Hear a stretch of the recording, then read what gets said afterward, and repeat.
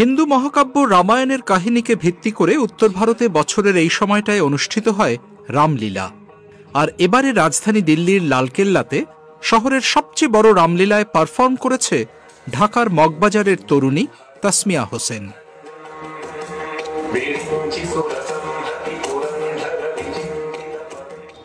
Hectic ছিল, কিন্তু অনেক অনেক মজা করেছে। হয় না কি আপনি একদম ক্লান্ত হয়ে যান কাজ করতে করতে, তবুও একটা এনার্জি দেয় আপনাকে কি না you have to go on.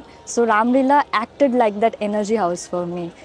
11 দিন কাজ ছিল।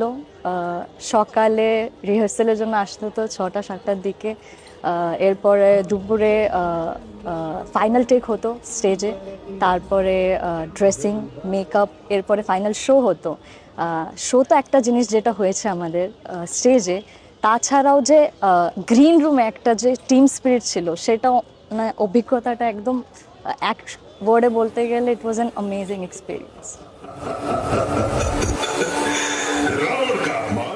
স্কুল জীবনের শেষ দিকেই তাসমিয়া অবশ্য ঢাকা থেকে দিল্লি চলে আসে। পড়াশুনোর পাশাপাশি চলতে থাকে তার কত্থকের তালিম। ফলে দিল্লির সংস্কৃতি, আচার অনুষ্ঠান তার একেবারে অচেনা নয়। কিন্তু রামলীলার এই হিন্দু চরিত্রগুলোতে নৃত্য বা অভিনয়ের পরিচালক बोला जाता है कि अकबर ने स्टार्ट करवाई है गोस्वामी तुलसीदास जी के इन्फ्लुएंस में। বলা হয়ে থাকে বাদশাহ আকবরই রামলীলা শুরু করেছিলেন গোস্বামী তুলসীদাসের দ্বারা অনুপ্রাণিত হয়ে। তিনি তুলসীদাসের দোহা শুনতে খুব ভালোবাসতেন।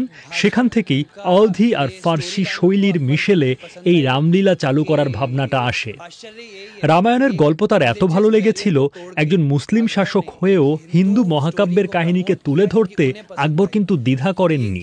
তিনি শিল্পটাকেই সামনে রেখেছিলেন, সেখানে ধর্মীয় বাধার দেওয়াল তুলতে দেননি।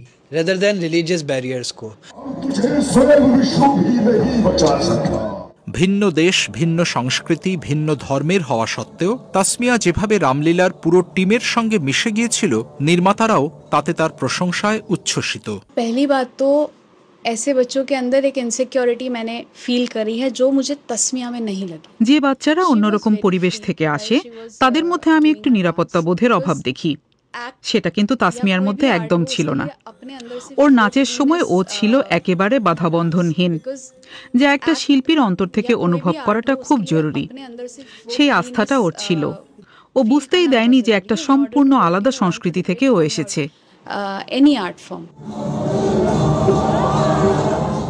রামলীলায় শুধু অন্যতম প্রধান নৃত্যশিল্পী হিসেবেই নয়, লালকেল্লার মঞ্চে সে up to the mark performance দিতে পারবে। সো সেটা একটা অ্যাচিভমেন্ট নিজের কাছে, কি সবার প্রশংসা পেয়েছি।